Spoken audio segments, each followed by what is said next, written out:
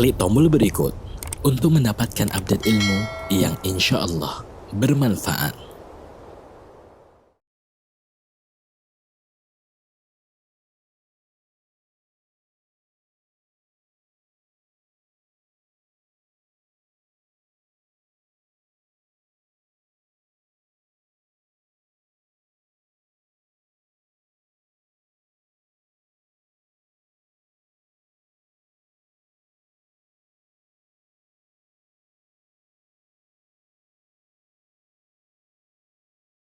Assalamualaikum warahmatullahi wabarakatuh. Alhamdulillahirabbil alamin. Wassalatu wassalamu ala asyrofil anbiya'i wal mursalin wa ala alihi washabihi ajmain. Amma ba'd. Alhamdulillah kita para jamaah Ustadz telah berkumpul di ruang Zoom ini untuk kita mengikuti dan menyimak kajian yang Ustadz sampaikan dengan tema kita kali ini, belajarlah engkau diam sebagaimana engkau belajar bicara. Alhamdulillah Ustaz sudah di tengah-tengah kita ya para jamaah. Kita siapkan diri kita untuk menyimak dan mengambil ilmu yang Ustaz sampaikan. Semoga Allah memberkahi kita, memudahkan kita memahami ilmu yang Ustaz sampaikan. Beberapa seperti biasa, beberapa yang saya perlu sampaikan adalah mengenai adab kita dalam kajian online ini. Mohon para peserta memute-kan audionya. Para akhwat mohon menonaktifkan videonya. Selama kajian berlangsung, tolong menyimak dengan baik. Jangan sibuk sendiri dan tolong lingkungan di sekitar kita jaga untuk tidak meramaikan suara di sini. Kita ikat ilmu kita dengan catatan dan sebaiknya para jamaah menyediakan Al-Quran. Pertanyaan biasa seperti di room chat atau nanti saya akan bergantian menunjuk yang mengangkat tangan untuk menyampaikan pertanyaan secara langsung. Baik, begitu aja Ustadz. Kita bisa segera mulai Ustadz. Silakan Ustadz. Barakallahu fiik. Assalamualaikum warahmatullahi wabarakatuh. Alhamdulillahi wa kafa. Wassalatu wassalamu ala nabiyil mustafa wa ala alihi wa ashabihi wa man iqtafa amma ba'd. Ibati fillah. Kembali kita berjumpa di malam Jumat. Malam yang indah. Malam di mana Rasul sallallahu alaihi wasallam mengatakan khairu yaumin tala'at fihi syams yaumul jumu'ah. Hari yang paling indah, hari yang terbaik, yang terbit matahari di dalamnya adalah hari Jumat. Dan kita berada di malam dari hari yang terindah. Berbanyak sholawat buat Nabi alaihi salatu wassalam. Basahi lidah kita dengan memohonkan kepada Allah agar senantiasa bersalawat dan bersalam buat Nabi alaihi salatu wassalam. Innallaha wa malaikatahu yusalluna 'alan nabi ya ayyuhalladzina amanu sallu 'alaihi wa sallimu taslim.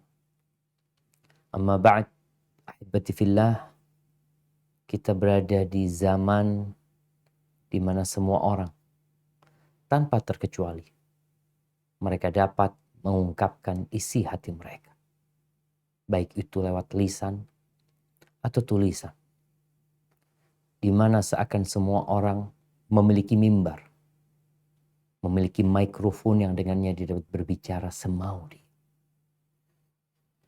Sehingga kita melihat banyaknya omongan-omongan, tulisan-tulisan yang terkadang tidak terkontrol. Sehingga pemerintah sendiri kelabakan. Akhirnya muncullah undang-undang ITE. Untuk apa? Untuk memberikan kontrol. Ahibati fillah, Hasan al-Basri, seorang tabi'in, dia berkata, kunna fi aqwamin yunfiquna awraqahum wa yukhazzinuna alsinatahum. Kita sempat hidup di satu masa, di satu zaman di mana orang-orangnya mereka menginfakkan uang mereka dan menyimpan lisan mereka. Mereka banyak beramal, mereka banyak membantu, dan mereka banyak diam. Yang mereka keluarkan adalah uangnya, yang mereka simpan adalah lisan. Wa inna baqina fi aqwamin. Kita sekarang hidup di masa di mana generasinya yursiluna alsinatum. Kerjaannya ngomong doang. Lisannya dia tebar. Wa yukhazzinuna awraqam. Tapi pelit dengan hartanya. Hartanya disimpan, ngomong doang. Ucapan Hasan al-Basri ini adalah pada abad pertama Hijriah. Bagaimana dengan zaman kita? Ahibati fillah. Kita semua tahu bahwa tujuan kita diciptakan adalah untuk mengabdi kepada Allah Azza wa Jalla. Firman Allah di surat Adz-Dzariyat yang sering kita dengar. وَمَا خَلَقْتُ الْجِنَّ وَالْإِنسَ إِلَّا لِيَعْبُدُونِ. Tidaklah aku ciptakan bangsa jin dan manusia kecuali untuk beribadah. Agar mereka mengabdi kepada. Kita diperintahkan untuk beramal. Dan ternyata kalau kita lihat di antara semua amal raga kita, lisan adalah yang paling banyak beramal.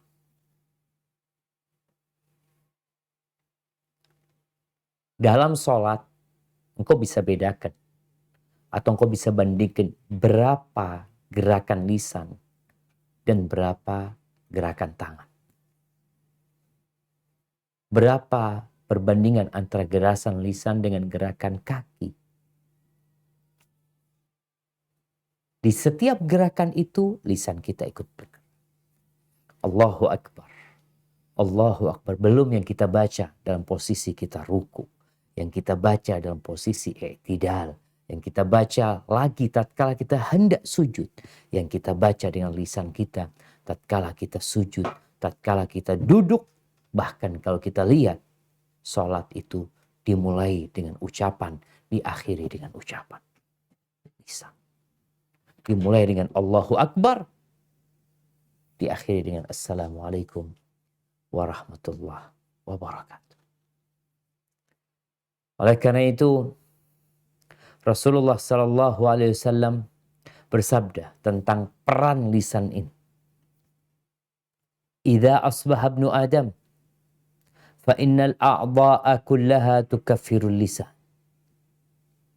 Apabila datang waktu pagi, maka seluruh raga manusia ini dia mewanti-wanti lisannya. Jadi tangan, kulit pun, kepala pun, mata pun seakan berkata kepada lisan ini, Ittaqillah fina. Bertakwalah engkau kepada Allah dalam urusan kita nih. Fa innama nahnu bika. Semua raga ini ikut engkau. Ikut engkau lisan. Fa in istaqamta istaqamna. Kalau engkau istiqamah, kami ikut istiqamah. Tapi kalau engkau menyimpang, ya wajazina, kita pun akan turut menyimpang. Hadits rawahu Tirmidzi. Dan Imam Tirmidzi juga meriwayatkan hadis bahwa Nabi SAW pernah berkata kepada Mu'adz bin Jabal. Setelah Mu'adz bertanya tentang amalan yang memasukkan ke surga dan menjauhkan dari api neraka, Nabi menjelaskan tentang rukun Islam, ya. Kemudian beliau menjelaskan tentang amalan-amalan sunnah. Lalu di akhir beliau mengatakan, Afala adulluka ala milaki dzalika kullihi. Kau mau nggak aku kasih tahu semua urusan yang intinya ada dalam satu perkara? Kata nah. Lalu Nabi SAW mengeluarkan lisannya. Beliau memegang lidahnya sambil mengatakan, Kuffa alaika hadha. Tahan lisan. Jaga lisan. Lalu Mu'adz berkata, Ya Rasulullah, wa inna la mu'akhadhuna bima natakallamu bihi. Apakah kita akan diberi hukuman, diazab gara-gara lisan kita? Nabi mengatakan kepada Mu'ad, "Takilatka ummuka ya Mu'ad." Suatu ucapan yang mengandung teguran keras kepada Mu'ad. "Wa hal yakubun nas finnari ala wujuhihim au ala manakhirihim illa hasaidu alsinatim." Wah, itu orang-orang yang tersungkur di dalam neraka, di wajah mereka, di hidung mereka. Karena apa? Karena lisan mereka.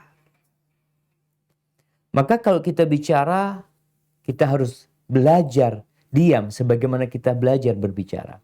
Jadi sebenarnya diam itu kita nggak belajar. Tapi bawaan kita.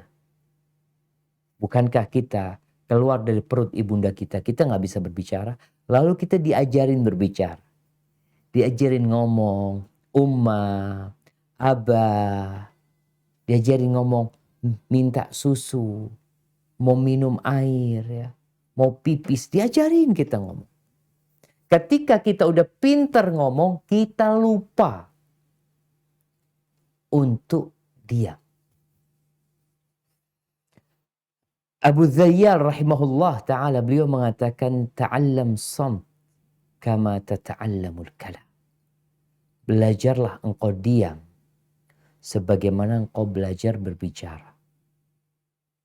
Fa in yakunil kalam yahdik, fa inna samta yaqiq. Kalau ucapan itu membimbingmu, memberikan petunjuk kepadamu, sesungguhnya diam itu menjagamu. Walaka fis samti khoslata. Ada dua keistimewaan dalam berdiam. Ta'khud bihi ilma man huwa a'lam minka. Dengan engkau diam, engkau dapat ilmu dari orang yang lebih alim dari dirimu. Jadi kita dengan dia mendengarkan orang berbicara, mendengarkan orang menjelaskan. Kayak sekarang nih jamaah pada diam, pada nggak boleh ngobrol sendiri, dengerin ustadz ceramah. Selesai itu dapat apa? Dapat ilmu. Wa tadfa' bi anka man huwa ajdal minka. Dengan engkau diam, engkau dapat menolak keburukan orang yang pintar ngomong, yang hendak mendebat dirimu. Karena engkau diam, jadi nggak bisa berdebat. Karena engkau diam. Maka kita perlu kembali mengulangi masa lalu kita tatkala kita nggak bisa berbicara. Tapi dulu kita nggak berbicara karena memang karena nggak bisa bicara. Belum bisa berbicara. Sekarang kita udah pintar ngomong. Maka kita perlu belajar menahan diri yang ingin ngomong. Karena manusia itu memang suka bicara. Tapi dia lupa bahwa semua yang keluar dari lisannya itu dicatat. Apa kata Allah Azza wa Jalla di surat Qaf ayat 18? Nah.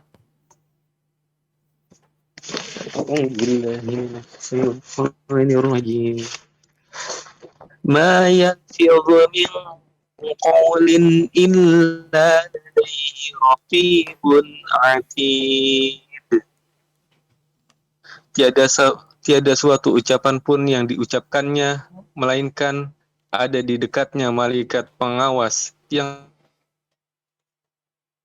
selalu hadir. Ya. Sampai para ulama menyebutkan bahwa semua yang diomongkan oleh manusia itu dicatat. Sam'ani dalam tafsir yang mengatakan qala al-Hasan, yani Hasan al-Basri, yaktubul malakani kulla syai'. Malaikat itu mencatat semua, segala sesuatu.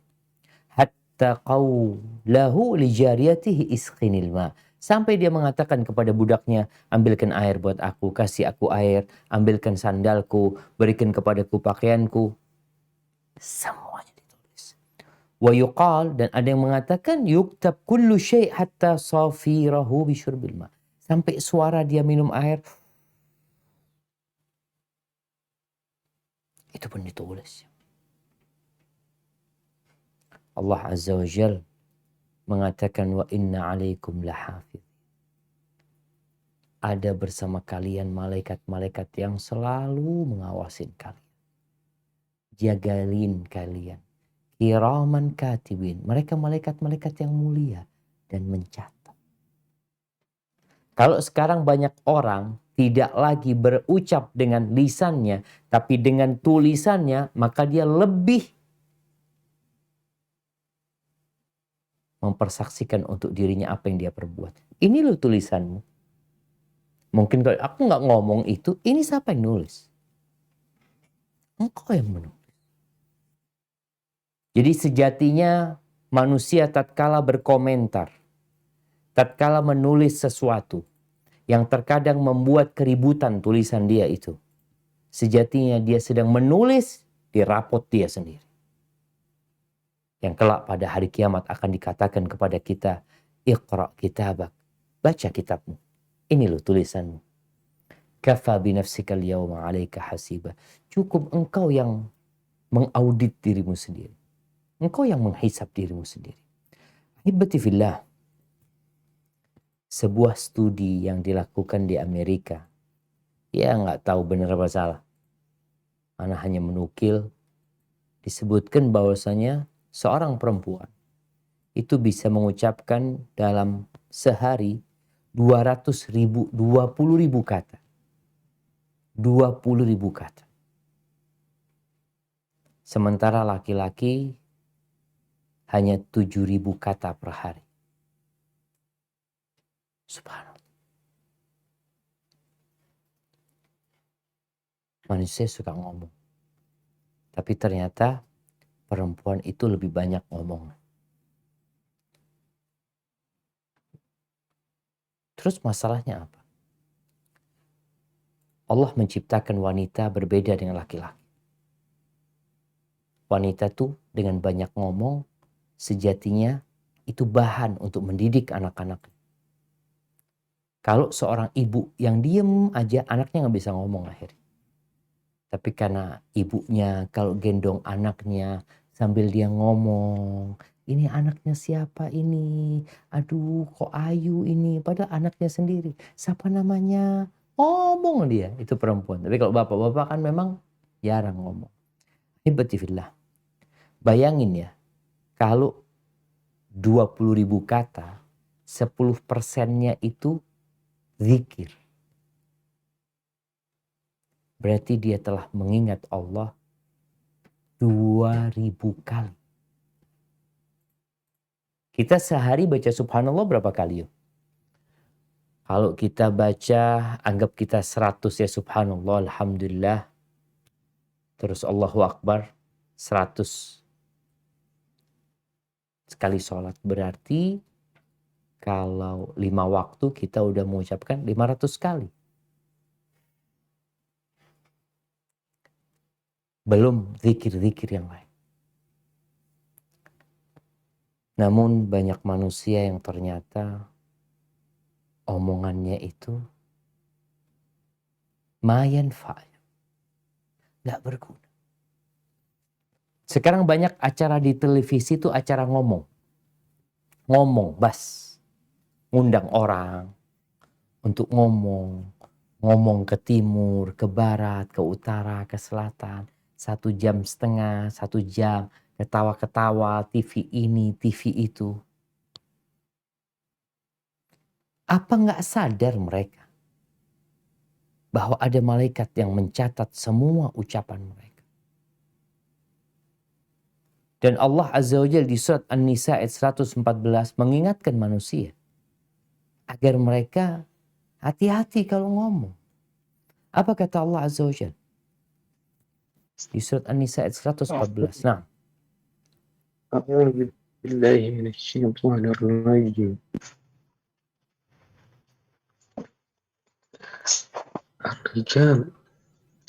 Ar-rijalu qawwamuna 'alan bukan 34, afwan. 114. أعوذ بالله من الشيطان الرجيم لا خير في كثير من نجواهم إلا من أمر بصدقة أو معروف أو إصلاح بين الناس ومن يفعل ذلك ابتغاء مرضات الله فسوف نؤتيه أجرا عظيما. Tidak ada kebaikan pada kebanyakan bisikan-bisikan mereka, kecuali bisikan-bisikan dari orang yang menyuruh manusia memberi sedekah, atau berbuat ma'ruf, atau mengadakan perdamaian di antara manusia. Dan barang siapa yang berbuat demikian karena mencari keridhaan Allah, maka kelak kami memberi kepadanya pahala yang besar. Allahu Akbar. Tuh. Nggak ada baiknya dari kebanyakan omongan manusia, nggak ada baik. Nggak ada keuntungannya sebenarnya mereka bicara. Jadi kalau kita mikir yang kita ucapkan itu, yang pertama ungkapan dosa. Dosa. Isinya riba, namimah, ngomongin orang, dusta. Atau yang kita omongkan itu ya nggak dosa, nggak pahala. Terus apa? Nggak ada.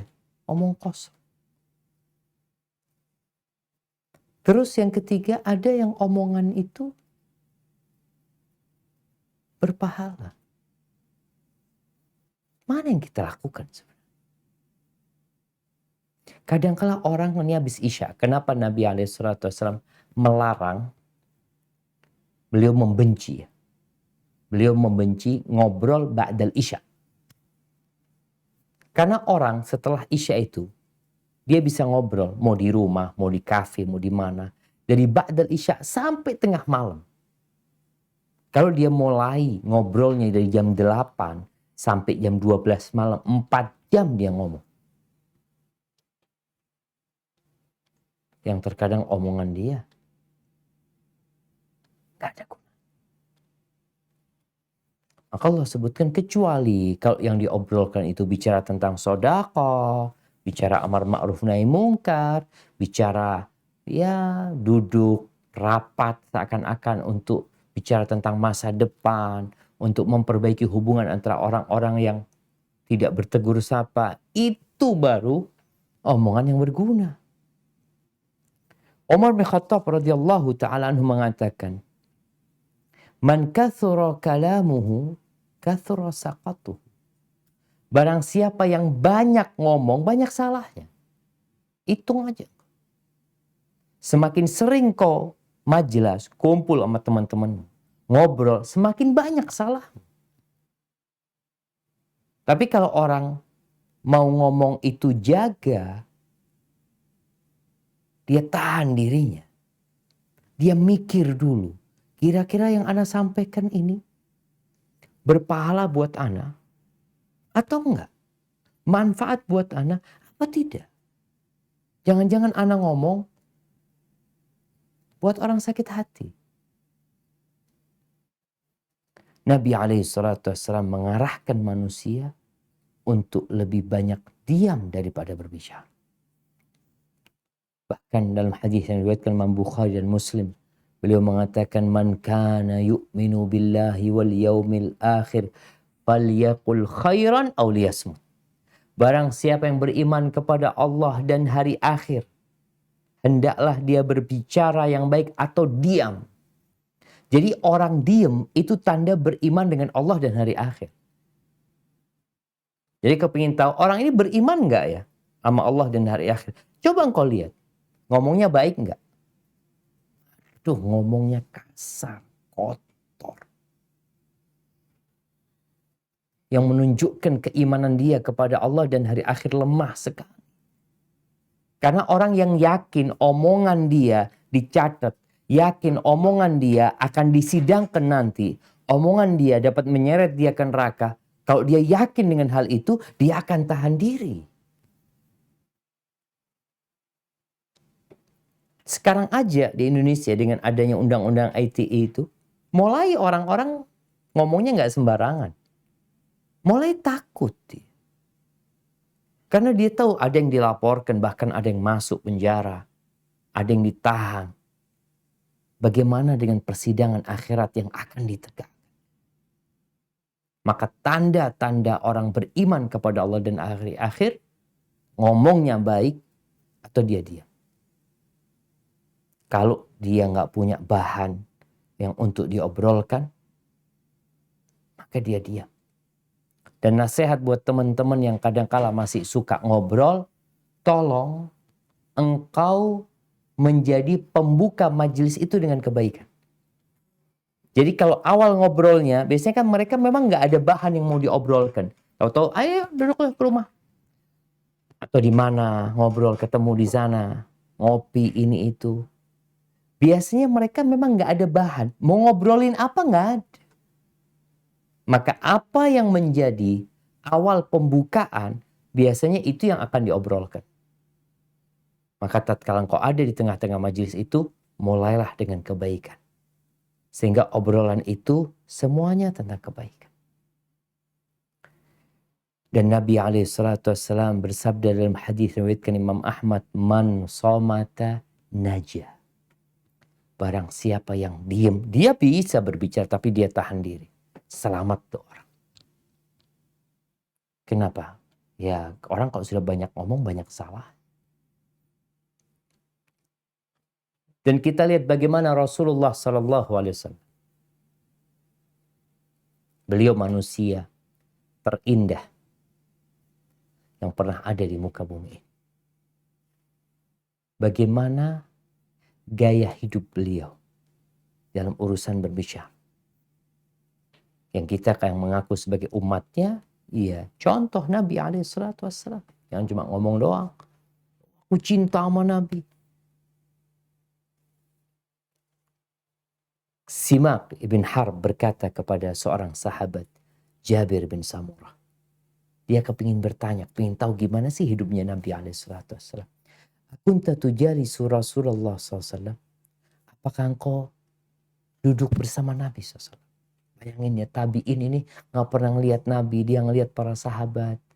Betapa indahnya hidup bersama Nabi. Maka dia tanya sama Jabir bin Samurah, engkau duduk gak sama Nabi SAW? Kala na'am. Iya. Wa kana tawila samti qalila dhahik.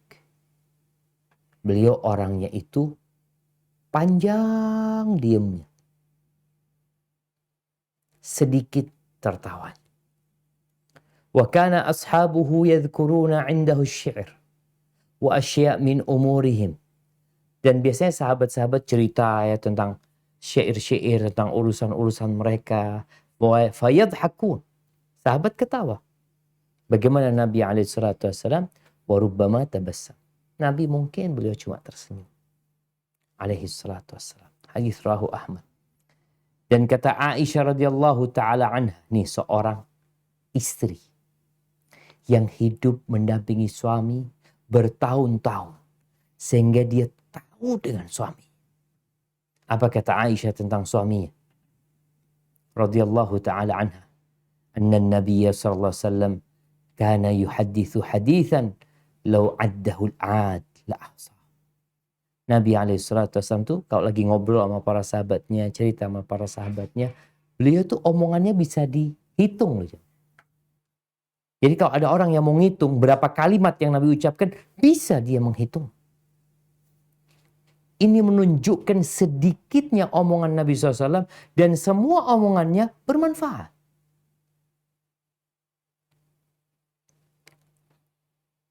Maka kita perlu ngomong secukupnya. Ya perlu ngomong, nggak perlu nggak usah. Kenapa? Ada malaikat yang nyatat.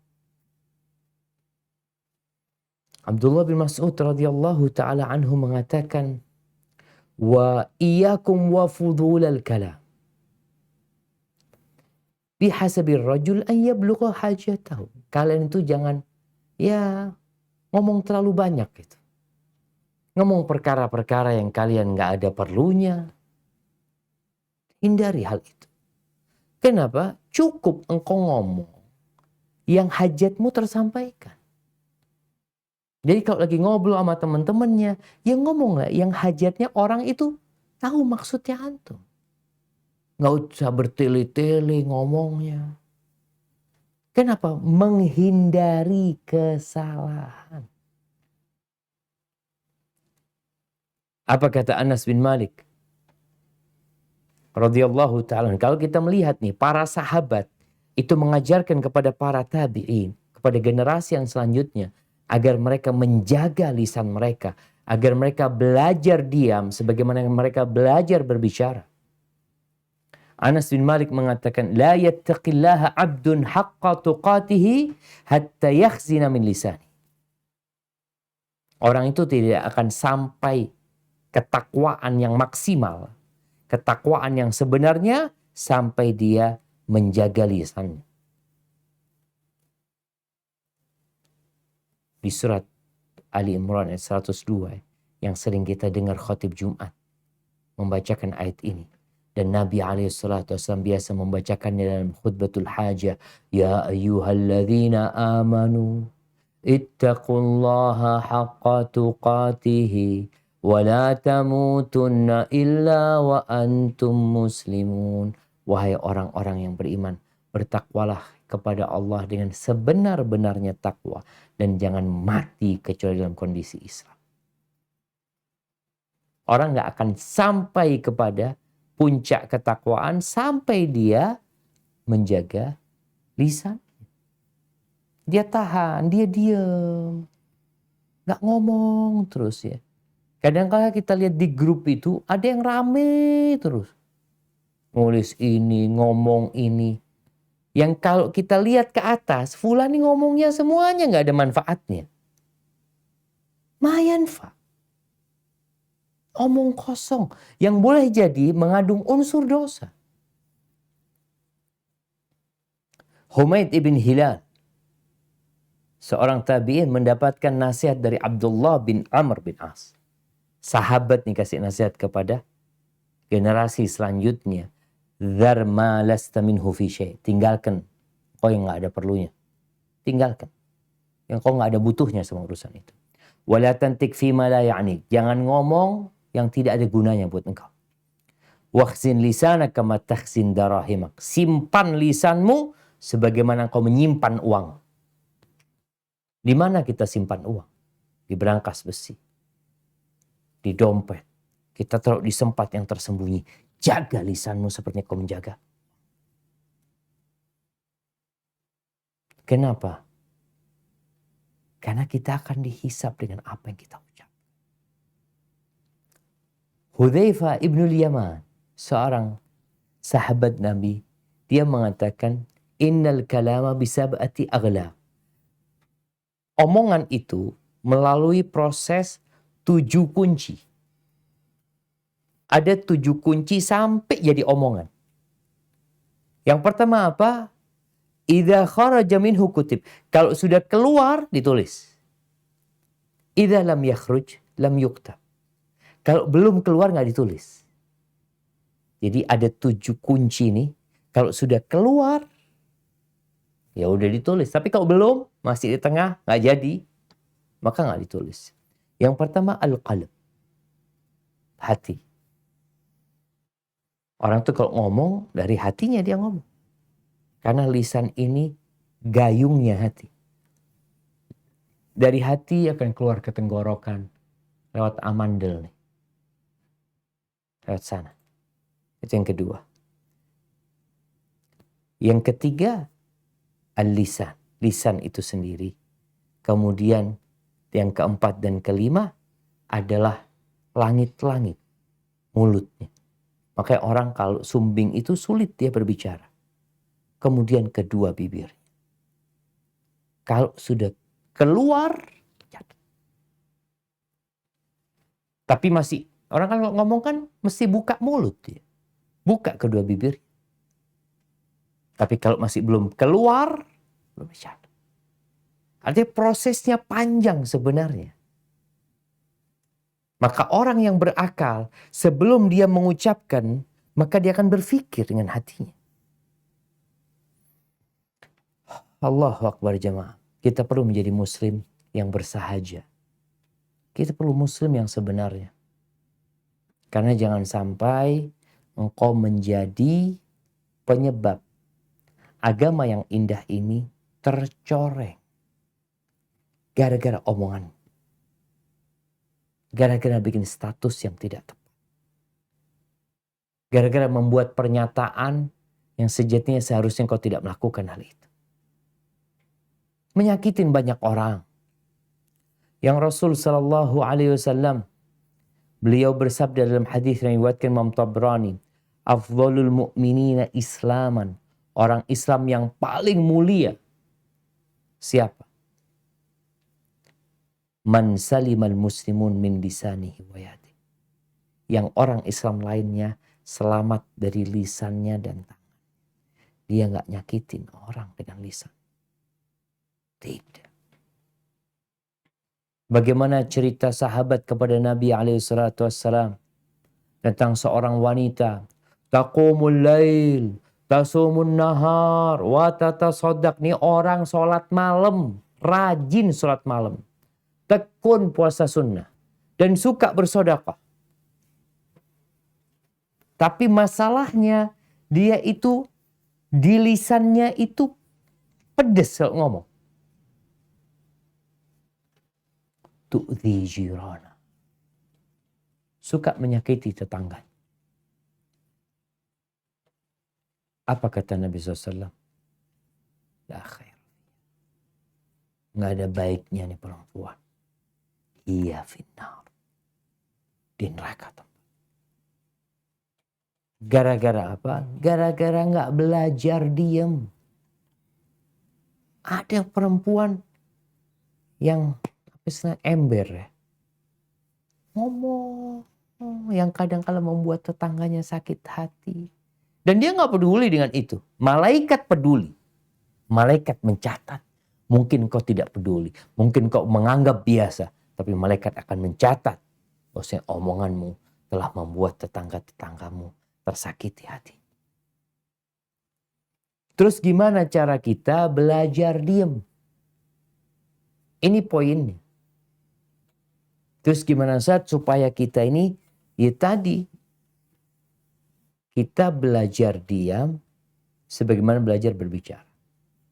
Yang pertama adalah mengetahui keutamaan diam dan bahaya berbicara. Udah kita bahas tuh. Kau dengar sudah ayat-ayatnya. Sabda Nabi SAW, ucapan para sahabat yang mereka menegaskan bahwasanya pentingnya diam. Terus yang kedua, kuatkan imanmu. Bahwasanya akan ada hari kau dihisab dengan semua yang kau ucapkan.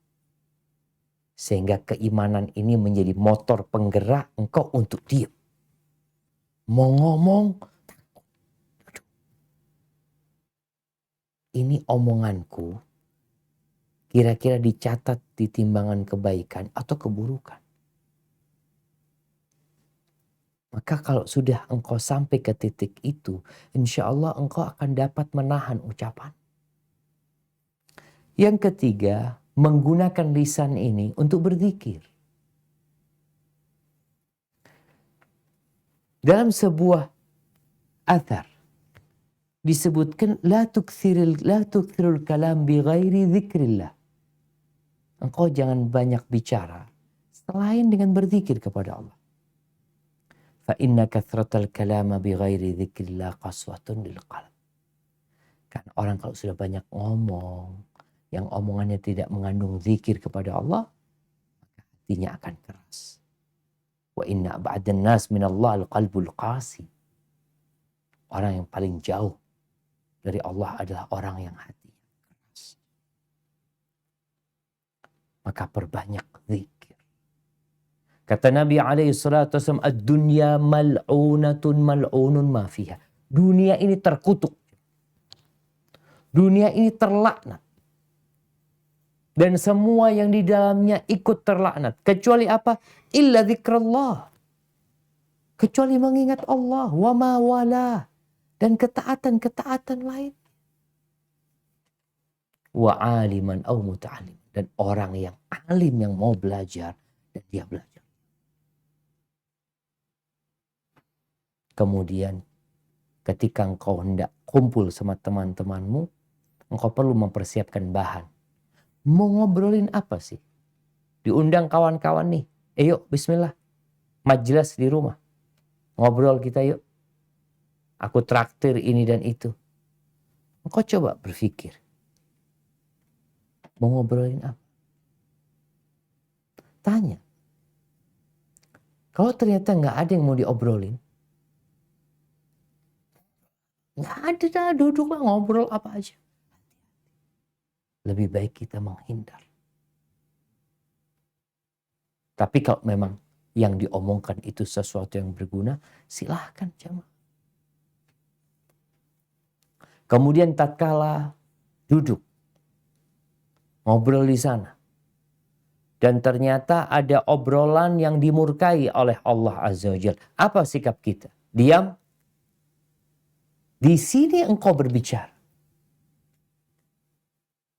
Rasul SAW mengatakan, Man ra'a minkum mungkaran falyughayyirhu biyadih.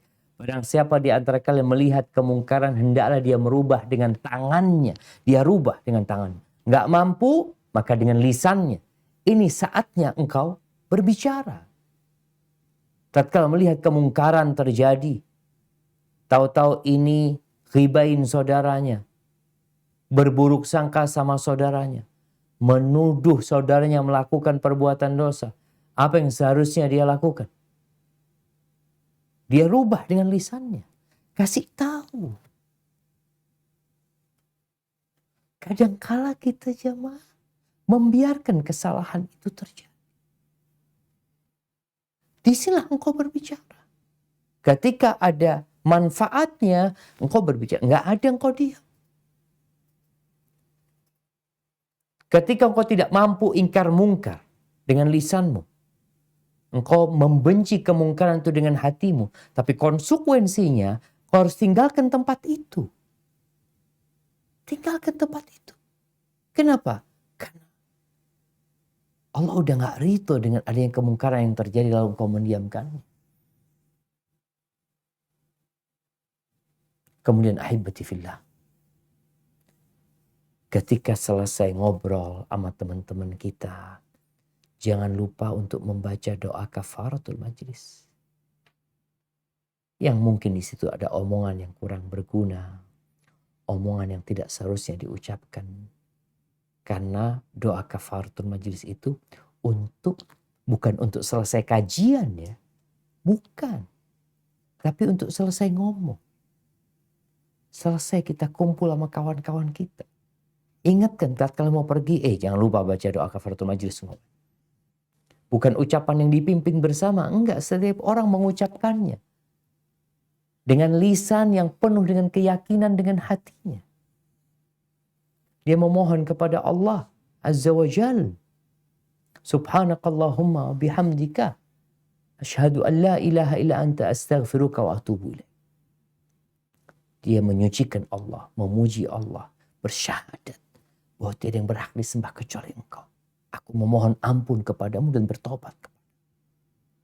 Maka di sini dalam rangka kita belajar untuk dia, engkau perlu memohon kepada Allah selalu agar diberi petunjuk. Karena banyak di antara kita yang menganggap biasa aja. Biasa ngomong. Engkau lihat tiap hari dia bikin komentar, dia bikin tulisan, atau dia bikin konten ini dan itu. Tanpa pernah berpikir bahwa semuanya dicatat. Semuanya akan dimintain pertanggungjawaban. Apakah kita sudah siap mempertanggungjawabkan segala? Barakallahu fiik. Mungkin itu yang dapat Anda sampaikan pada kesempatan kali ini. Kurang lebihnya mohon maaf. Mungkin kita masuk ke sesi tanya jawab. Anda kembalikan ke moderator. Jazakillah khair. Alhamdulillah, barakallahu fiik Ustaz. Kita lanjutkan dengan baca pertanyaan ya Ustaz. Tafadhol.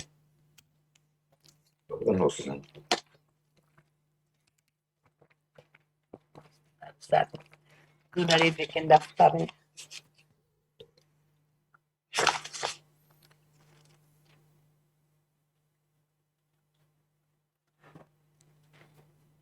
Saya bacakan dari Ukti Widya Wayuningsih. Nah, Ustadz, izin bertanya, apakah membaca 10 kali surat Al-Ikhlas itu termasuk zikir, Ustaz? Barakallahu fiik. Iya, yang pertama Al-Quran itu adalah zikir. Al-Quran sendiri Allah turunkan sebagai zikir. Bukan hanya surat Al-Ikhlas. Membaca setiap ayat dalam Al-Quran Al-Karim adalah berarti kita berzikir. Allah Azza wa Jal menceritakan bagaimana orang-orang musyrikin yang memperolok-olok Nabi Muhammad SAW. Apa kata mereka? Ya ayyuhalladzi nuzzila alaihi dzikr innaka la majnun. Kata mereka, wahai orang yang diturunkan kepadanya az-zikr, yakni Al-Quran, engkau itu benar-benar orang gila. Namun berbincang tentang membaca surat Al-Ikhlas 10 kali yang disebutkan dalam sebuah hadis bahwa akan dibangunkan bagi orang yang membacanya itu rumah di surga. Hadis ini diperselisihkan oleh para ulama tentang kesahihan. Syekh Al-Albani rahimahullahu ta'ala pernah mensahihkan hadis ini, kemudian beliau tarajuk. Dan sejatinya kalau kita lihat dalam sehari, kita membaca Al-Ikhlas berapa kali? Kalau dihitung, habis sholat subuh 3 kali. Habis zuhur sekali, 4. Habis asar 3 kali, sama zikir petang. Jadi, udah berapa? 6. Terus habis maghrib sekali, 7. Habis sisa sekali 8.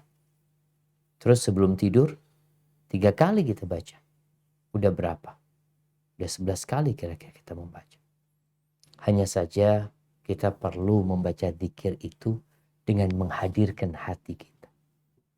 Bukan sekedar mengejar fadilah. Oh, Al-Ikhlas itu kan sepertiga Al-Quran. Nah, ada orang yang sekedar mengejar fadilahnya. Tapi dia lupa dengan hidayah yang terkandung di dalam surat tersebut. Maka hendaklah yang membaca zikir apapun yang dari Al-Quranul Karim, yang dari sunnah Nabi SAW, hendaklah dia menghadirkan hatinya, karena zikir itu maknanya mengingat. Bagaimana engkau mengingat hatimu di tempat lain? Engkau sedang memikirkan sandalmu, engkau sedang memikirkan usahamu, lisanmu membaca qul huwallahu ahad, tapi hatimu di tempat lain. Ini pertanda engkau belum berzikir, engkau belum mengingat Allah Azza wa Jalla. Barakallahu fiik. Nah. Baik Ustadz, selanjutnya Ustadz, ini ada pertanyaan, saya bacakan dulu ini. Sepertinya penting. Bentar Ustadz. Assalamualaikum warahmatullahi wabarakatuh. Ustadz ingin bertanya, bagaimana kalau kita jarang komunikasi sama saudara-saudara dan berkumpul dikarenakan yaitu menjauhi dari gibah, dan kalau berkumpul juga kadang tidak ada perkataan yang bermanfaat dari mereka. Apakah sikap anak ini bersalah? Masya Allah. Barakallahu fiik. Iya. Pertanyaan ini berkaitan dengan silaturahim ya. Kadangkala ada sebagian kita yang jarang kumpul sama kerabatnya, kumpul sama saudaranya, tujuannya menghindari omongan-omongan yang kurang berguna.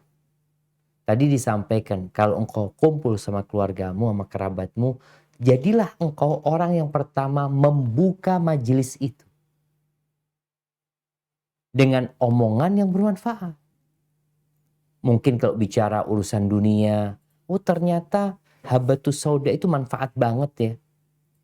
Atau kita bicara tentang jahi, manfaat jahi. Atau bicara masalah masakan ini dan itu. Jadi hal-hal yang boleh diungkapkan dan ada manfaatnya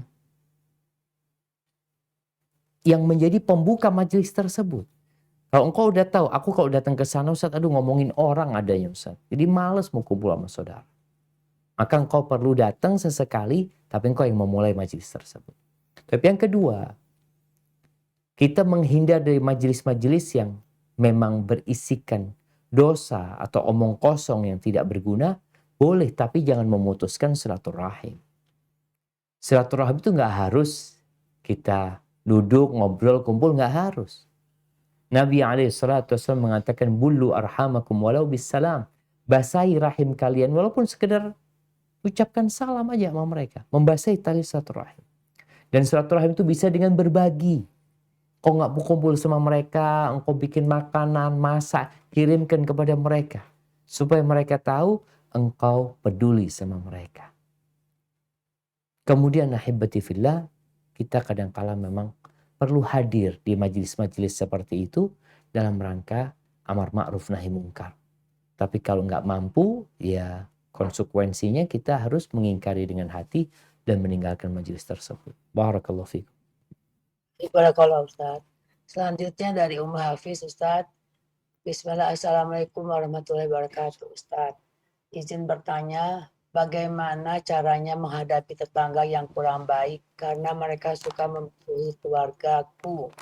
Sebenarnya saya sedih kalau lihat ibu saya sendirian di rumah. Qadarullah saya lagi bekerja karena saya sudah tidak punya bapak dan suami saya sudah pisah. Mohon nasihatnya Ustaz. Kenapa tadi Bu? Mereka sukanya apa? Gini Ustaz, jadi tetangganya suka kurang baik karena mereka suka memusuhi keluarga saya katanya. Memusuhi. Oke, siap. Nah, apa sikap kita terhadap tetangga kita, jemaah? Ahibati fillah. Rasulullah SAW mengatakan, Wallah la yu'min. Wallahi la yu'min. Wallahi la yu'min. Beliau mengatakan, demi Allah tuh orang gak beriman. Demi Allah tuh orang gak beriman. Tuh orang gak beriman. Demi Allah, kata Nabi SAW. 3 kali Nabi bersumpah menafikan keimanan dari orang tersebut.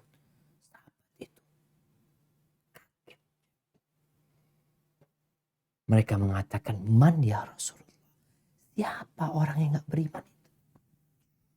Alladzi la ya'manu jaruhu bawa'iqah. Orang yang tetangganya tidak merasa aman dari gangguan. Ini kita lihat bagaimana Islam menjaga kehidupan bermasyarakat. Seharusnya tetangga itu saling mencintai, mereka saling membantu, saling menolong, ya. Terus gimana kita kalau punya tetangga kayak gitu? Yang pertama, engkau perlu berdoa memohon kepada Allah.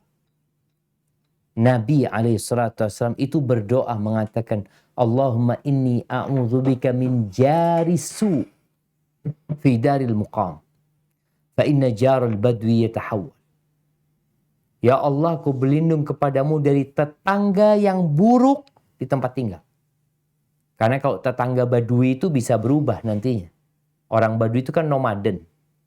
Nanti pindah satu tempat. Kadang-kala pas bikin tenda, sebelahnya tetangganya nggak baik. Nanti ketika pindah lagi, dia akan menghindari orang tersebut. Tapi kalau di perumahan, gimana udah tetangga anak kayak gitu? Makanya al-jar qabla ad-dar, memilih tetangga sebelum memilih tempat tinggal. Maka nasihat anak yang pertama adalah berdoa memohon perlindungan kepada Allah dari tetangga yang buruk. Yang kedua, kita perlu memperbaiki hubungan. Allah Azza wa Jalla mengajarkan kepada kita, kalau menghadapi setan, ya udah, setan ini nggak ada baiknya, nggak ada positifnya, sehingga kita bisa menjalin hubungan baik dengan setan, nggak ada. Maka Allah katakan, fa imma yanzaghannaka minasyaitani nazghun fasta'id billah. Kalau setan gangguin engkau, ya engkau katakan a'udzubillahi minasyaitonir rajim. Kau berlindung kepada Allah dari godaan. Tapi kalau yang berbuat buruk sama kita tadi, yang memusuhi itu adalah manusia. Manusia ini tabiatnya sebenarnya baik. Tapi mungkin dia karena kawan, karena sahib, karena godaan setan, dia jadi berlaku buruk. Tugas kita, kata Allah, wala tastawil hasanatu wala sayyi'ah. Idfa' billati hiya ahsan. Balaslah keburukan orang itu dengan kebaikan. Jadi orang berlaku buruk, orang menyakiti, kita membalas dengan kebaikan. Fa idzal ladzi bainaka wa bainahu adawatun ka'annahu waliyyun hamim. Sehingga permusuhan yang terjadi antara kalian dapat berubah menjadi persahabatan. Gara-gara kita terus berbuat baik. Sampai diceritakan ada seorang tetangga yang dia ternak kambing, domba ya. Tetangga satunya piara anjing. Yang anjingnya ini suka godain kambing-kambingnya tetangganya. Yang digigit, yang digonggong, stres jadi kambing-kambing itu gara-gara anjingnya tetangganya. Akhirnya nih pemilik kambing datang kepada seorang ustadz. Dia tanya, gimana aku punya tetangga buruk kayak gini? Apa yang harus aku lakukan? Apa kata ustadz itu? Kok kepingin masalahnya selesai? Iya kata dia. Engkau ambil kambingmu yang bagus, anaknya yang bagus ya. Berikan kepada tetangga. Gitu iya. Karena Allah nyuruh kita berbuat baik kepada orang yang memusuhi kita. Dengan harapan orang itu jadi baik nanti sama kita. Akhirnya dikasih nih kambing, anaknya kambing yang lucu ya. Berikan kepada dia. Tetangganya ngomong makasih ini dan itu. Ketika dia punya kambing juga, anjingnya diikat sama dia. Jangan godain nih kambingku ini. Kalau kemarin kambingnya tetangga nggak apa-apa, dia nggak ngurusin. Sekarang dia punya kambing juga. Jadi berbuat baik kepada tetangga itu termasuk jalan untuk memperbaiki tetangga. Jangan sampai kita melemparkan bensin di api yang ada. Kita udah tahu tetangga gak suka sama kita melakukan tindakan-tindakan yang membuat dia tambah marah. Jangan. Kita berusaha berbuat baik sama dia. Bahkan bagaimana cerita Abdullah bin Amr bin As ketika dia menyembelih seekor kambing, dia bicara kepada pembantunya mengatakan, "Fa'idha faraghta," kalau engkau sudah selesai, "fabda bijarnil Yahudi." Ingat yang pertama engkau kasih tetangga kita yang Yahudi. Ini murid-muridnya heran. Ya Abu Abdurrahman al-Yahudi, engkau mau kasih yang Yahudi duluan. Nah, aku mendengar Rasul SAW bersabda. Apa kata Nabi SAW? Ma zala Jibril yusini bil jar hatta dhanantu annahu sayuwarrithu.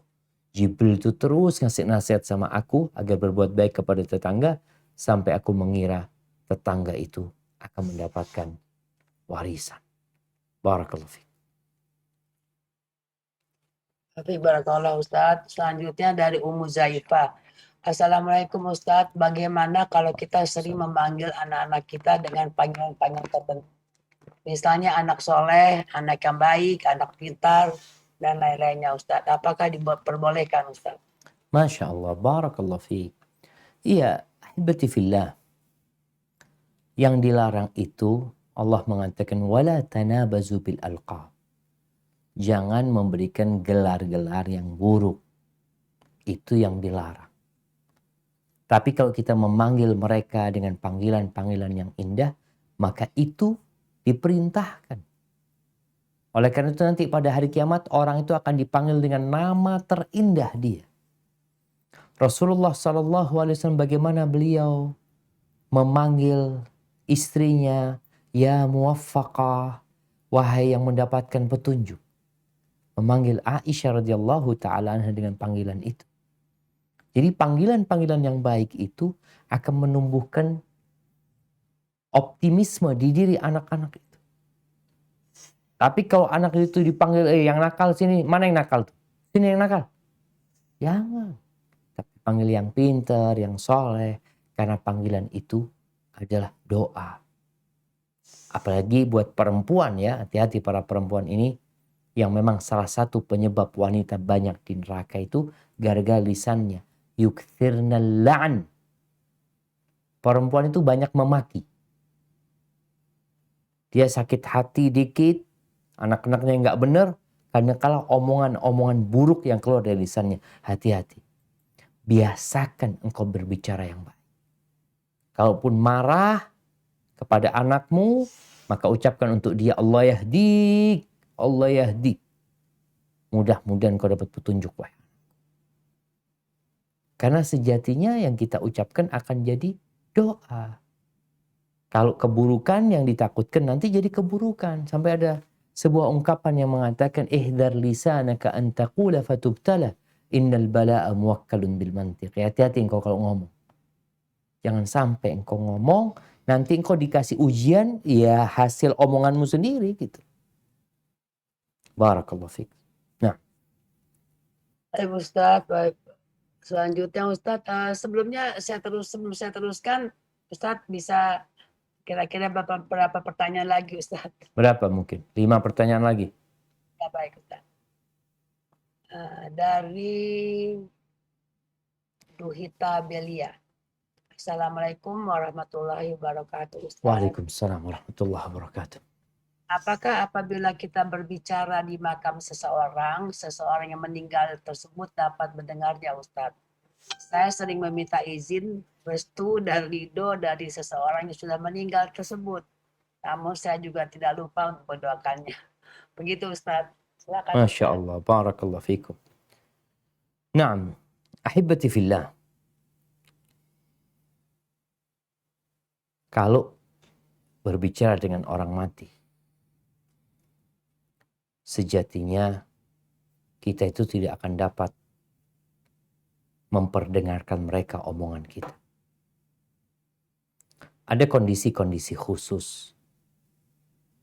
Bagaimana Rasul SAW pernah berbicara dengan, bukan berbicara ngajak mereka ngomong, dengan orang-orang musyrikin yang terbunuh di perang Badar. Yang kemudian mereka dikuburkan di sumur-sumur yang rusak itu, dimasukkan ke sana mereka. Nabi mengatakan kepada mereka, apakah engkau sudah mendapatkan apa yang dijanjikan kepadamu? Jadi bukan obrolan yang diajak mereka ngobrol, sebenarnya enggak. Ketika sahabat bertanya, Rasulullah, gimana engkau bicara dengan jasad yang sudah mati sebenarnya? Iya, cuma Allah yang membuat mereka mendengar ucapan Nabi SAW. Adapun kalau kita datang ke kuburan, terus ngobrol sama yang mati, minta restu dari yang mati, maka ini perbuatan yang tidak benar. Kenapa? Orang itu memiliki kesibukan sendiri. Engkau nggak tahu dia di kuburan sedang apa. Boleh jadi dia sedang dalam penyiksaan. Kuburan itu dapat menjadi lobang dari lobang-lobang neraka atau taman dari taman-taman surga. Sehingga kita datang ke kuburan hanya mengucapkan salam kepada mereka. Kalau engkau mencari restu, minta restu Allah Azza wa Jal. Bukan minta restu orang yang sudah meninggal dunia. Dan biasanya ada perempuan-perempuan yang kalau sedang punya masalah, punya ini dan itu, dia datang ke kuburan. Bukan untuk mengingat kematian, tapi dia ingin curhat kepada yang mati. Na'udzubillah. Engkau kalau mau curhat sama yang tidak mati. Al-Hayyul Qayyum. Yang tidak mati, yang terus ngurusin alam semesta ini, itu Allah Azza wa Jalla. Jadi kita ziarah kubur tujuannya itu 2. Yang satu manfaat buat kita, yang 2 manfaat buat yang mati. Manfaat buat kita apa? Mengingat kematian. Manfaat buat yang mati, ya kita mendoakan mereka yang sudah meninggal dunia, bukan meminta restu mereka. Barakallahu fiqna. Ustaz, selanjutnya dari Nani Ummu Bebi. Ustaz ingin izin bertanya, apakah kita perlu klarifikasi jika kita punya sesuatu konflik dengan teman? Tetapi dengan klarifikasi tersebut malah menimbulkan pertengkaran. Jadi sikap yang diambil adalah diam dan mendoakan. Bagaimana Ustaz? Masya Allah, barakallahu fiqh. Ya, ahibati fillah. Allah Azza wa Jalla menyebutkan tentang hamba-hamba Allah ya, wa ibadur rahmanil ladzina yamshuna 'alal ardi haunan wa idza khatabahumul jahiluna qalu salam. Ada hamba-hamba Allah yang kalau dia berjalan di muka bumi penuh dengan kerendahan hati. Kalau ada orang-orang bodoh yang memaki mereka, mereka katakan salaman, ucapan yang menyelamatkan diri mereka dan menyelamatkan orang yang mengucapkan ungkapan-ungkapan itu. Dan apa sikap kita Ustaz terhadap orang-orang yang kita punya konflik sama dia? Apakah kita perlu klarifikasi atau kita diamkan? Ada masalah seperti api yang membara, kalau dibiarkan mati. Terus ya lebih baik dibiarin. Kalau kita datang klarifikasi, oh jadi terbakar nantinya. Atau jadi api dalam sekam. Maka kita harus bijak. Kita melihat, ini sosok fulan ini yang perlu diklarifikasi atau didiamkan. Kalau perlu klarifikasi, engkau klarifikasi. Tapi kalau engkau melihat orangnya ini kayaknya nggak bisa diklarifikasi, Ustaz. Kenapa? Dia kayaknya maunya sendiri. Ahsan, ana minta maaf. Ahsan minta maaf. Jadi nggak perlu jelasin panjang. Aku maksudnya bukan ini, nggak datang kepada dia mengatakan, aku minta maaf kepadamu atas kesalahan-kesalahanku yang disengaja, yang tidak disengaja. Semoga Allah mengampuni dosa-dosaku. Selesai, nggak perlu klarifikasi. Karena mungkin dengan engkau minta maaf, urusannya selesai. Mungkin engkau beranggapan, ana nggak salah, Ustaz. Ana ingin menjelaskan. Yang ditakutkan tadi tambah panjang. Jadi ada hal-hal yang perlu diklarifikasi, ada hal-hal yang tidak perlu diklarifikasi. Contohnya nih, Nabi SAW, beliau itu pernah berjalan di malam hari dari Masjid Nabawi bersama seorang perempuan. Tengah malam. Tahu-tahu ada 2 sahabat Ansor yang lewat, lalu 2 sahabat ini lari terburu-buru, tergesa-gesa. Bukan lari sih, berjalan tergesa-gesa meninggalkan Nabi SAW. Nabi mengatakan kepada keduanya, ala rislikum. Kalian tetap di situ. Jangan kemana-mana kalian. Fa innaha Safiyah zaujati. Perempuan ini adalah Safiyah, istriku. Karena pakai cadar nggak tahu mereka siapa tuh perempuan. Maka dijelaskan sama Nabi SAW, perempuan ini adalah Safiyah, istriku. Kata para sahabat, ya Rasulullah, masa kami mau berprasangka buruk sama engkau? Kata Nabi SAW, inna syaitan yajri min ibni Adam majrum. Syaitan itu ikut aliran darah manusia. Aku takut syaitan melemparkan di hati kalian sesuatu yang kalian nanti berburuk sangka, jadi bencana buat kalian. Artinya kadangkala klarifikasi kita itu bukan untuk diri kita, tapi untuk orang itu, untuk menyelamatkan orang itu. Kesian tuh orang nanti kalau berburuk sangka.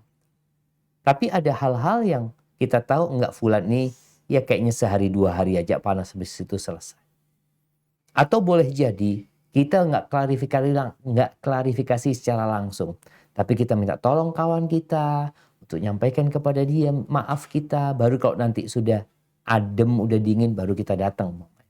Jadi pinter-pinterlah kita membaca suasana. Barakallahu fiik.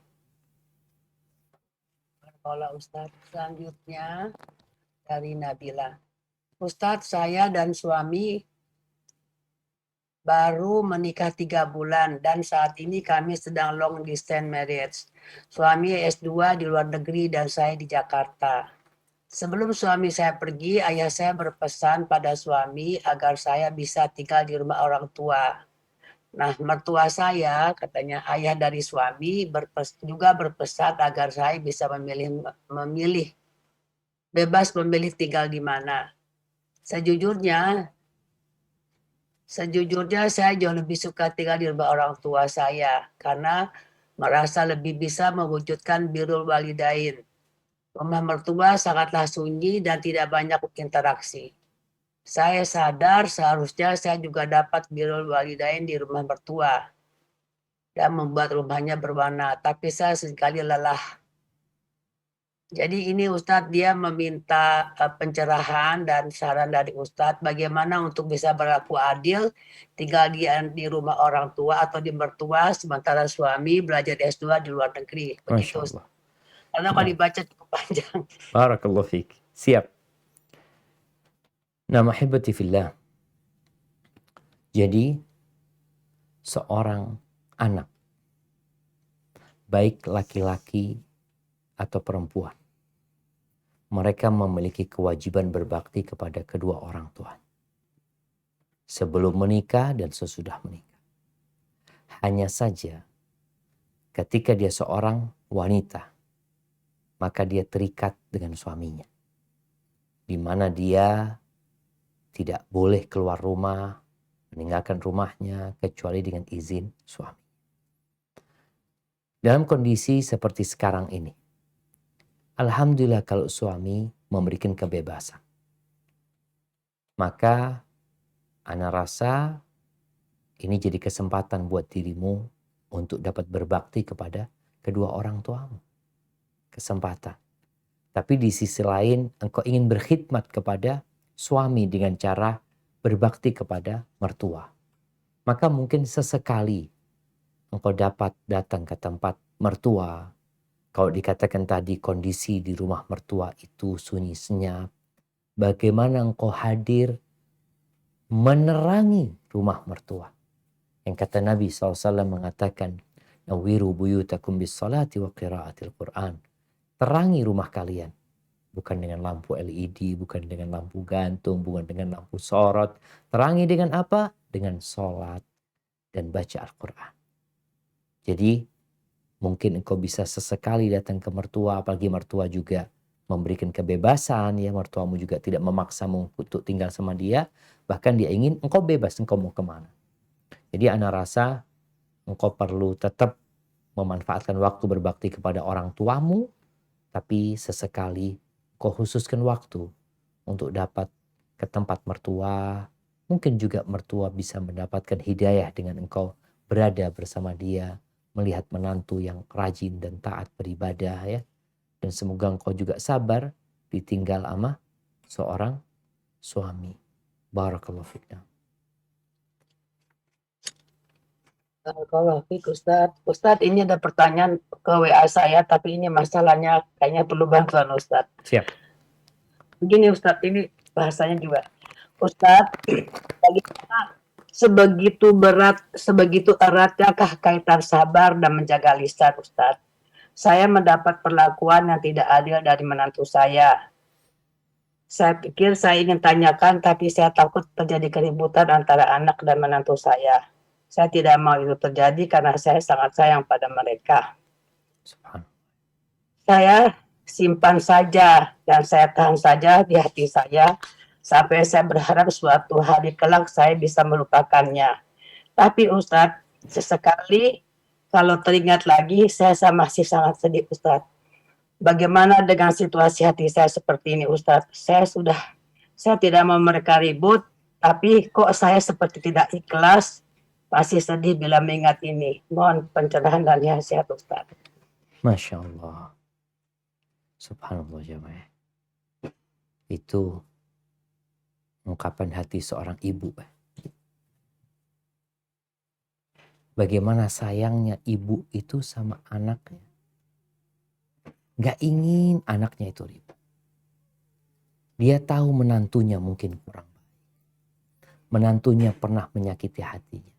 Tapi dia tetap ingin menjaga keharmonisan di rumah anaknya. Wallahi habbati fillah. Kita tuh gak akan menemukan hati yang lebih luas daripada hati ibu kita. Maka apa yang harus dilakukan seorang ibu? Yang pertama, kalau ibu ingin masalahnya dikubur, maka dikubur permasalahan itu. Ibu maafkan. Ibu tahu menantu melakukan sebuah kezaliman. Maka kalau ibu mau memaafkan dia, sejatinya itu pintu kebaikan buat ibu di dunia dan di akhirat. Dan juga kalau bicara di akhirat, Allah Azza wa Jalla menyebutkan, "Faman afa wa aslaha fa ajruhu 'ala Allah."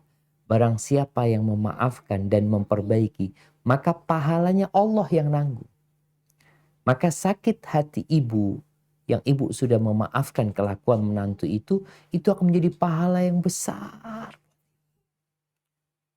Cuma tinggal dilihat, apakah peristiwa itu terulang kembali sehingga membuat luka itu terbuka kembali. Atau sebenarnya enggak sebenarnya cuma perasaan ibu aja ya, yang kadang-kadang ngelihat menantunya ingat dengan kejadian seperti itu. Maka ana rasa kalau ibu ingin berbahagia, ingin tidak menderita ibunya, ibu harus benar-benar memaafkan dan meminta balasan dari Allah Azza wa Jalla. Dan Allah akan beri yang terindah buat ibu. Apalagi dalam rangka menjaga anaknya. Taib, kadangkala sang anak gak sadar dengan kesalahan istrinya. Mungkin ibu perlu menyampaikan anaknya supaya, mamanya nak, engkau kayaknya perlu bawa istrimu kajian ya, perlu untuk mendengarkan ceramah. Jadi bukan memberikan nasihat tentang kejadian yang telah lalu, tapi meminta kepada anak untuk lebih mendidik istrinya menuju ke surga Allah Azza wa Jalla. Karena ibu tadi sampaikan, ibu cinta sama mereka. Ibu sayang sama mereka. Jadi cinta itu dengan cara memperbaiki mereka tanpa mereka sadar bahwa mereka sedang digiring untuk menjadi lebih baik. Barakallahu fiik. Ya Ustaz. Hei, Udah Zainab. Ustaz, ini pertanyaan terakhir ya Ustaz. Siap. Sebelumnya saya mau sampaikan dulu ke Ustadz para jamaah, maaf dengan kajian Ustadz tadi yang menyatakan ada 7 kunci itu tadi Ustadz. Ya. Sudah jawab banyak pertanyaan ya para jamaah yang menanyakan tentang kalau tidak sampai terucapkan itu tidak dicatat oleh malaikat ya Ustadz. Nah, Mengenai juga tulisan yang dengan chat tadi Ustadz sudah uraikan juga ya. Ya. Jadi saya tidak membacakannya lagi, mohon maaf. Ini Ustadz pertanyaan terakhir Ustadz. Assalamualaikum Ustadz, bagaimana cara yang benar untuk menghadapi fitnah dan bagaimana sikap kita kepada orang yang telah melakukan fitnah kepada diri kita Ustadz? Silakan. subhanallah, barakallahu fiik. Ya, ahibati fillah. Kalau bicara fitnah, mungkin kita ingat dengan kejadian hadisatul ifk yang menimpa istri Nabi, putri Abu Bakar. Bagaimana Aisyah itu difitnah berzina. Fitnah yang keji sekali. Yang membuat orang itu bersedih hati tentu. Maka apa yang perlu dilakukan? Aisyah pada waktu itu berdoa memohon kepada Allah. Karena memang dia nggak bisa berbuat apa-apa. Dia ingin membuat klarifikasi karena dia tahu dia nggak berzina. Tapi karena sudah jadi omongan itu kayak benar gitu. Sampai Nabi SAW datang ke rumahnya Abu Bakar. Beliau mengatakan kepada Aisyah, wahai Aisyah, kalau engkau memang berbuat dosa, bertobatlah kepada Allah Azza wa Jalla. Tapi kalau engkau tidak, Allah akan membebaskan namamu. Akan menyucikan dirimu dari tuduhan-tuduhan itu. Dari fitnah yang sudah ada. Aisyah ketika itu mengatakan kepada ayahnya, ya abati, ajib Rasulullah. Wahai ayahanda, engkau jawab Rasulullah SAW. Kata Abu Bakar, aku jawab apa? Bayangin. Fitnah itu sampai sudah melekat di hati orang-orang. Sampai mereka nggak tahu mana yang benar. Terus berkata kepada ibunda, ya Umma, ajibi Rasulullah. Wahai ibunda, jawab Rasulullah SAW. Ibunya, nah aku harus jawab apa? Akhirnya Aisyah mengatakan, kalau aku mengatakan aku telah berbuat dosa, kalau aku mengatakan aku telah berbuat dosa, kalian akan percaya. Karena orang sudah ngomong itu. Tapi kalau aku mengatakan tidak, kalian gak percaya. Maka aku tidak mengatakan kecuali seperti yang dikatakan bapaknya Nabi Yusuf. Sampai kata Aisyah, sampai lupa aku siapa namanya bapak Nabi Yusuf. Nabi Ya'qub alaihissalam. Apa yang diucapkan? Fasobrun jamil. Wallahul musta'an ala ma tasifun. Nih sikap Aisyah. Sabrun jamil. Sabar yang indah. Sabar yang tidak dibalut dengan keluhan, aduan, macam-macam. Fasobrun jamil. Kepada Allah Azza wa Jalla. Allah yang akan menyelesaikan semua. Dan kepada Allah minta pertolongan gitu loh.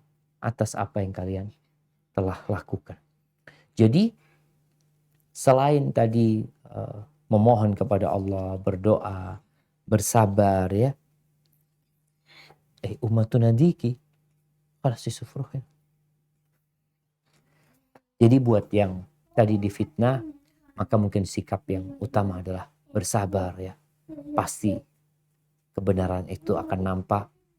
Yang kedua, kalau memang engkau perlu melakukan klarifikasi, maka melakukan klarifikasi.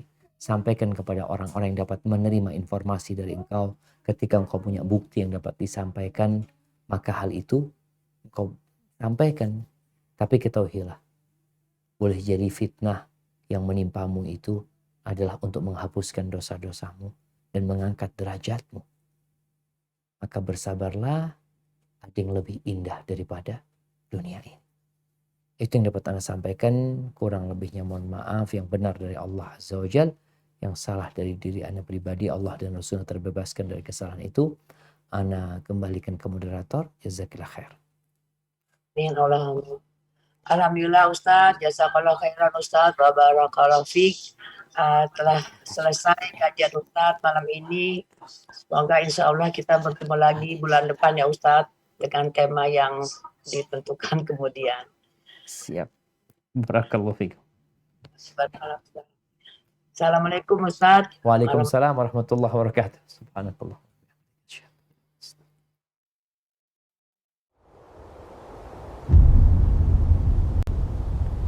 Klik tombol berikut untuk mendapatkan update ilmu yang insya Allah bermanfaat.